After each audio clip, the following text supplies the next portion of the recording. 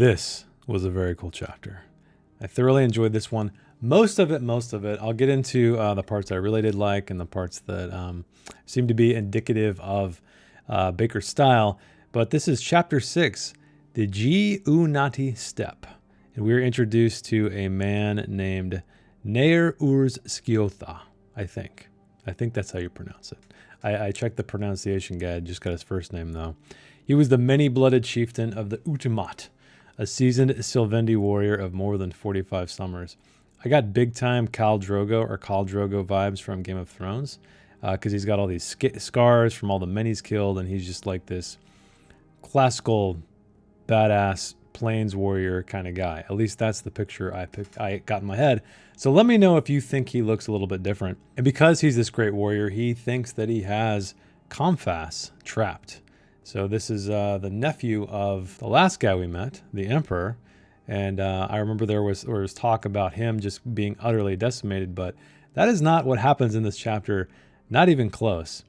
So as I was talking about, one thing that Bakker seems to like doing is starting off chapters very, very slowly.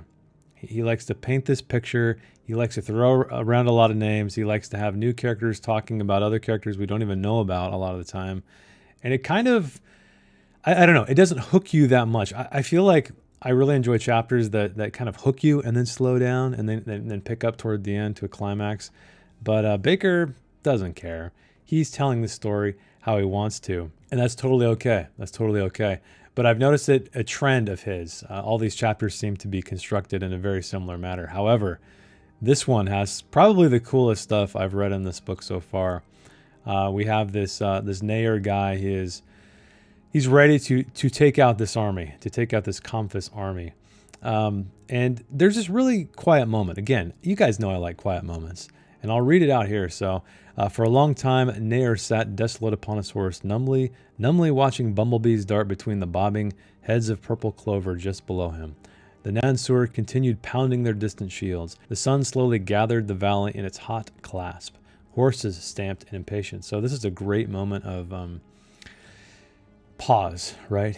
The oncoming battle. He's noticing all of these details, but I really love the fact that he's by these clovers, right? These flowers and these bumblebees, and it's just it gave me a sense of place. And I know that sounds funny because I know most people don't read books for the little things. I love the little things because I think they're important. They're really moments that show these characters are human, right? Because if we're speeding around the plot and events and stabbing people with swords in the case of this novel, it just feels a little bit planned. And yes, I know it's a book. I know it's planned, but moments like these, to me, really, not only are they used for pacing purposes, but they really are reflecting character. Well, this guy gets absolutely screwed. It's such a cool scene. Save for a lone horse limping toward the river, the ground was empty. He saw his tribesmen in the distance, milling in their original positions, watching when they should have been riding. What was happening? Treachery? Treachery! He looked about for Banut, found him curled in the grasses nearby, fumbling with his stomach as though he cradled a toy because he has been gutted. He accuses him of being gay. Yeah, that came out of nowhere. I know all. I saw the way you looked at him. I know he was your lover. Lover? And we indeed find out later in the chapter that is true, that this man Nair had a male lover, and this guy Banut didn't care for it too much. But he rallies, they get into a fight, they get absolutely decimated, even though he does some really cool stuff. Nair is definitely a badass warrior, and it shows. I think it's a good time to talk about how Bakker communicates battles, and I think it's really interesting here, because in a lot of fantasy novels, they kind of stretch it out, right? I don't want to say they're gratuitous with it, but I think they know that a lot of readers enjoy the minute detail. But Bakker doesn't get into a lot of detail. He gives you just enough, and I think that creates a more powerful experience. You know, the thrust of a sword, a guy, falls down beheaded. He just did it in such a way that it was kind of refreshing in a way. Not that I don't appreciate more detail when it feels fitting, but this was an interesting take, I guess. You don't see this very often. Then we get this great image when he says, "A school bala. Comphas has brought a school." At least 24 black-robed figures slowly climbed over a field and into the sky. Schoolmen.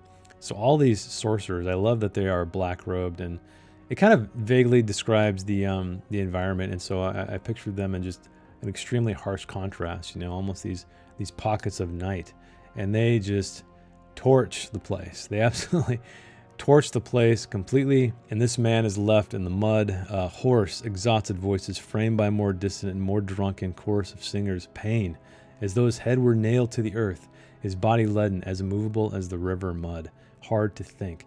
So I like this too because the writing changes, right? We start to get in his head a little bit more. Well, actually, the writing is reflecting his condition, right? He's on his stomach. All of his men are dead. The mud is just like concrete, I believe he describes it. There's actually a really great description, which I think I'll get to, where it's talking about, oh, here it is right here. He felt as though he crawled across one of those dizzying stone reliefs that paneled the temples of Nansur, where struggling men were frozen in unholy representation.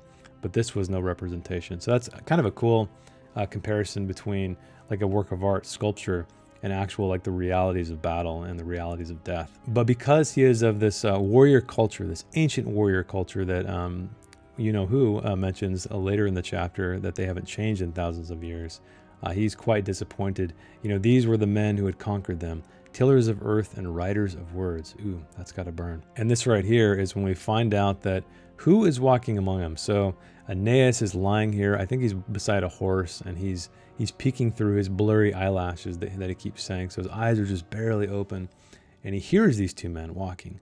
One is Martimus, and the other is Comphus. Yes, the man that he wants to just get up and kill, the nephew of the emperor. Ecuri Comphus. It was him. Aeneas is sitting here. He's lying in this mud. He's just wanting nothing more than to leap up and take this man down, but he doesn't. And the final sentence of this scene is perfect. He lay nowhere among the dead. Nowhere. I like that. I believe the final line of this chapter is something similar. And then we get a quote because we're doing a flashback where we're going back in his head. And what was interesting here too is that it was all told in present tense. So some events mark us so deeply that they find more force of presence in their aftermath than the occurrence. They are moments that rankle at becoming past, and so remain contemporaries of our beating hearts. Some events are not remembered, they are relived. And in fact, he does relive this. Aeneas is sitting around with his father, but there's also a slave here. A slave we know as Kellus's father. Yes, Anasurimbur Moingus. I should have looked that up in the back. Even though when I look at the pronunciation, I remember it and then I forget it.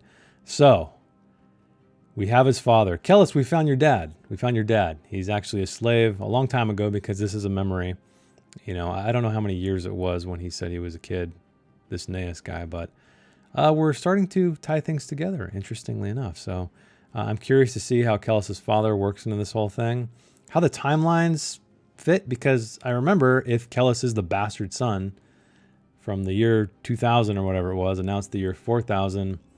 Interesting. Makes you think. And then Nair fled at the very end. It's a very, very short scene. And yes, here's the final line.